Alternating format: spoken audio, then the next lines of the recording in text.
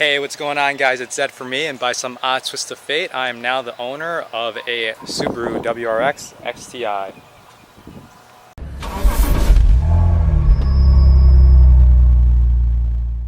So I know a lot of times when we make car purchases, it's usually very calculated, as we want to make sure that the car that we get is the best car that we could possibly use the money on. But then recently I just been kind of recalling how I got all of my individual cars and how much of it was really just due to not fate necessarily, but just by happenstance. And what I mean is I want to recall how I got my Z4. This Z4 I bought in 2014. It was my first car that I ever purchased. With my own money. And I bought this car right before starting med school. Now I had been looking at the S2000, a Miata, the Z4, a Boxster, all these cars I'd been looking into, and somehow I just came across this for a really good deal, and I couldn't pass it up, and I found myself the owner of a Bmw Z4. Now, because this was a good deal, I had seen it on Craigslist, and it just needed some tender loving care, I ended up purchasing this car. So that was the first car that I ever bought. The next car was actually my wife's car. At the time, she had just started her job, and she was basically looking for an all-wheel drive car, something better than the Tiguan that she had, which was from her parents. She wanted to make her first car purchase. And just by happenstance on her birthday, the pre-order started, so she was like, okay, it's $500, it's fully refundable, why not put down a deposit? Basically, we texted each other, and I was like, hey, just, put a deposit down and consider it yourself a birthday gift or something like that. Little did we know we'd actually end up buying the car after some long negotiations with different dealerships. But basically that's how we found ourselves in this car. It was almost by happenstance again, because it just happened that the pre-orders were on her birthday, and it was kind of like an impulse deposit, which one thing led to another. Found ourselves the owner of a 2015 Volkswagen Golf R. Now, the third car that I just recently purchased, which I'll give an update on soon, was this 1994 Mazda Miata. And again, I'd been looking into one for an extra-second version, but I never actually went ahead and bought one. But basically, I got this car because a neighbor happened to sell it for a really good deal, and all the engine parts actually checked out, meaning it had good compression and whatnot. And so I decided to purchase it. So this was a really good deal. It was really cheap. And like I said, I'll give an update on it soon. But basically, I got this car because it happened to be kind of an offer that I couldn't refuse. So those are my first three cars. And as you know, we're here to talk about the WRX Sti that I just purchased. Basically, I'm in the last year of medical school now, and residency is about to start. So I needed myself an all-wheel drive car that would be basically reliable and useful in the wintertime and fun. And the WRX Sti was something that I always wanted as a teenager. I think a lot of teenagers want this car, and it's just one of those teenage dreams that I wanted to fulfill. Now, I know what everyone's thinking, Golf R, STI kind of thing. Personally, I always wanted an STI, and it was definitely something that I hopped on just because I actually had the opportunity to get it. Of course, for those of you who are following the channel, we do have a reservation for Model 3 next year. So things are kind of fluid right now. Nothing's really set in stone. But I am really happy that I'm now an owner of an STI. One of those things that I just wanted to do for a really long time and never got a chance to do until now. So for those of you guys who are interested, obviously there will be comparison videos. And I think for the most part, I've been able to compare these two cars, the STI and the Golf R.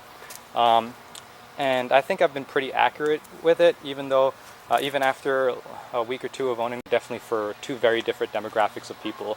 And so, for me, for a daily driver, for me, it kind of made sense. However, this is definitely not the comfortable car that can be used as like a family car, or that could do all the things. This is definitely more dedicated, definitely more of a cult car in a way.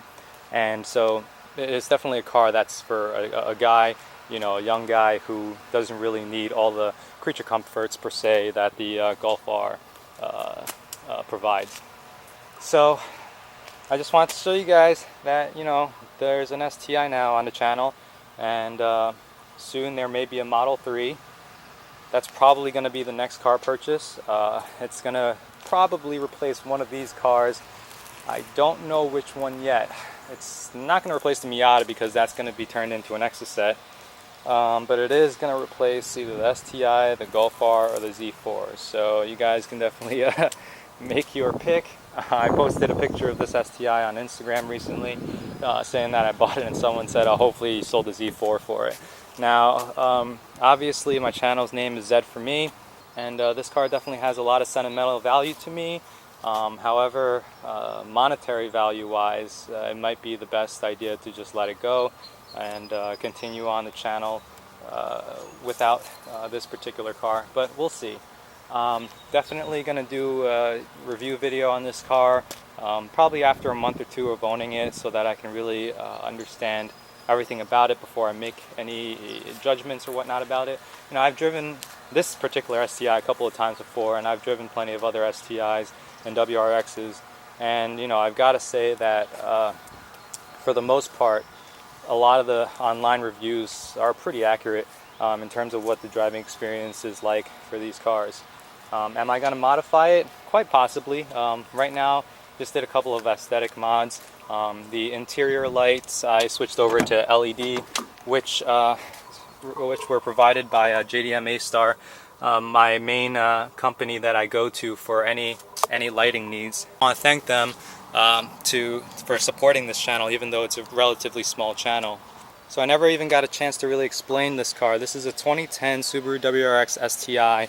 It is the special edition, meaning that it has the stiffer springs and has a 1mm larger rear sway bar. It lacks the creature comfort amenities of the automatic climate control, as well as it has halogen headlights instead of the STI standard, which is HIDs, as well as a fog light delete. Maybe a couple other minor things as well, but overall this was basically a tuned out version of the STI that came out in 2010. This particular color, they only made 125 of them in Aspen White, and so it potentially hold its monetary value a little bit better than a regular STI, of which, you know, for me, I don't really mind. I am paying to play in this case, and I really feel like this car is going to suit a particular need, which is winter daily driving or just poor weather driving. Having the all-wheel drive is obviously going to be very nice. On that, this car's got about 60-something thousand miles. Plan to put, you know, a decent amount of miles on it this next year, and we'll see what this car brings for this channel. I mean, if you guys have any questions about the car, if you guys have any comments, please leave it below. But otherwise, I just wanted to show you guys the car, and I wanted to say thank you guys for the continued support, which allows me to at least continue this hobby and share this with you guys. So if you guys have any questions, like I said, leave it below. Otherwise, I'm Zed for Me, and thank you guys for watching. I'll see you guys next time.